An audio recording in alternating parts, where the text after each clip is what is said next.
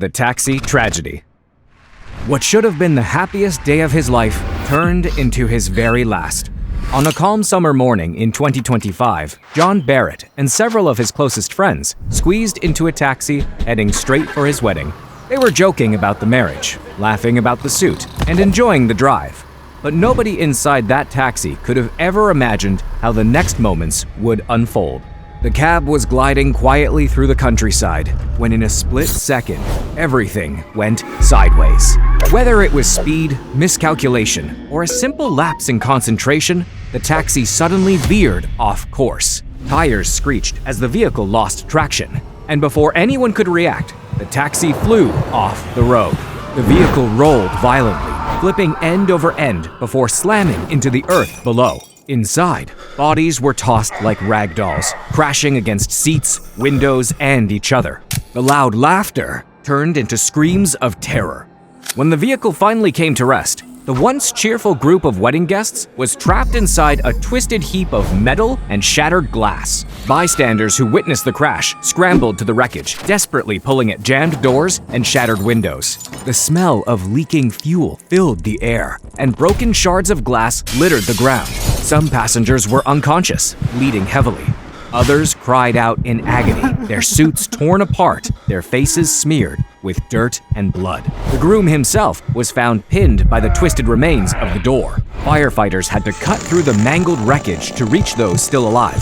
One by one, survivors were pulled from the wreckage, many with broken bones, collapsed lungs, or internal bleeding. Unfortunately for some, it was already too late. The crash left the wedding in ruins before it even began. Families who had dressed for celebration now gathered in hospital waiting rooms, clinging to the hope that their loved ones would recover. By some miracle, the groom managed to survive the accident. But unfortunately, not all of his friends were as lucky. Deadly dessert. For most weddings, the worst thing you'd expect with the food is a curry that's too spicy, or a cake that isn't evenly cut. But at this wedding, the problem started with dessert and ended in blood. The day began like any other wedding in rural India. Bright colors, drums echoing through the village, and neighbors crowding in to watch the union of two families. Everything was going smoothly until the sweets were served. The groom, already known for having a short temper, took one bite and immediately started yelling. He claimed the sweets were of bad quality, insulting not just the bride's family, but their honor. In Indian weddings, food isn't just food. It's a major symbol of respect. And in that instant, his anger ignited a chain reaction nobody could control. Voices escalated, the hall filled with shouting, and within seconds, the groom was in a full-blown fight with his new in-laws. Guests tried to calm him down, but instead of cooling off, he snapped. In front of his horrified relatives, he pulled out a blade. Within moments, the joyous sounds of drums and laughter were drowned out by screams and chaos. The groom attacked the bride's 9-year-old brother, unaliving him on the spot. And if that wasn't already enough horror, the groom then tried to flee the scene. In his frantic escape, he injured multiple other guests, turning what had been a sacred union into a blood-soaked event. Mothers carried their injured children out of the venue. Guests, who had come dressed in their finest wedding clothes, ended the night covered in blood and dust. The aftermath was devastating. Police quickly intervened and the groom was arrested, but that brought little comfort to the grieving family. For the poor bride, the memory of her wedding will forever be stained, not by vows or laughter, but by the moment her husband ended her brother's life over dessert. The Versailles collapse. It was a night of joy in Jerusalem. The Versailles wedding hall was overflowing with music, laughter, and dancing as hundreds of guests gathered to celebrate a marriage. The building's third floor, where the main festivities took place, had been designed with a wide open space to hold large crowds. On that evening, the dance floor was jam-packed with family and friends partying together, with the bride and groom being the center of attention. But in an instant, celebration turned into catastrophe. Without warning, the floor beneath the crowd gave way. A thunderous crack echoed through the hall, followed by a roar of crumbling concrete and twisted steel. The entire third floor collapsed into the levels below, carrying with it hundreds of guests. Screams pierced the air as bodies and debris tumbled in a horrifying chain reaction. Those who had been standing near the edges watched in disbelief as the dance floor folded in on itself. One moment, people were dancing. The next, they were swallowed into a pit of rubble. The scene outside was chaos. Rescue workers rushed in as terrified relatives clawed at the rubble with bare hands, desperate to reach their family members buried alive.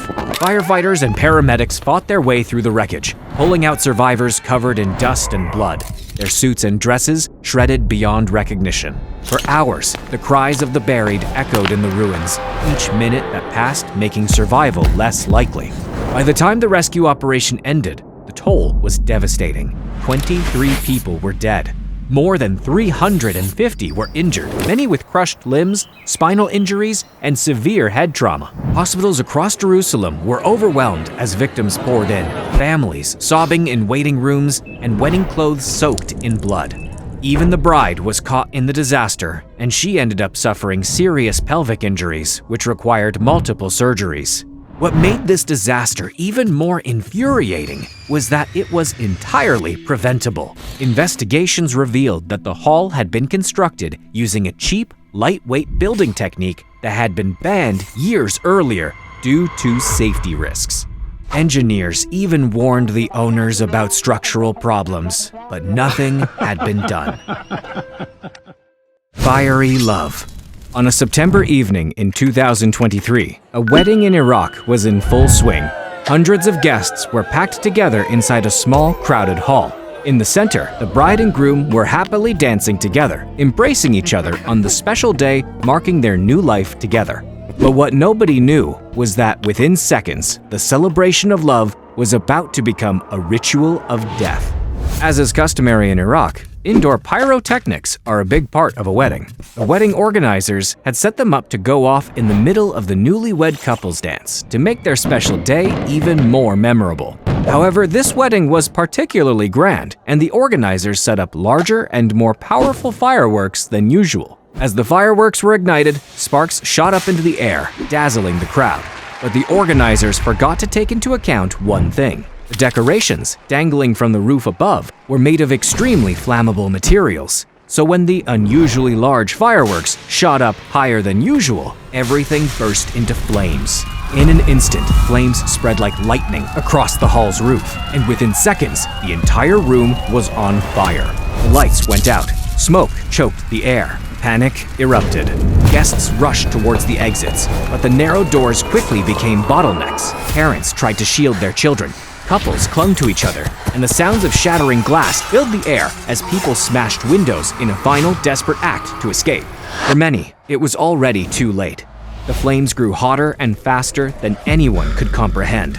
The heat was so intense that clothing melted to skin, with tables and chairs turning into obstacles, trapping those who stumbled.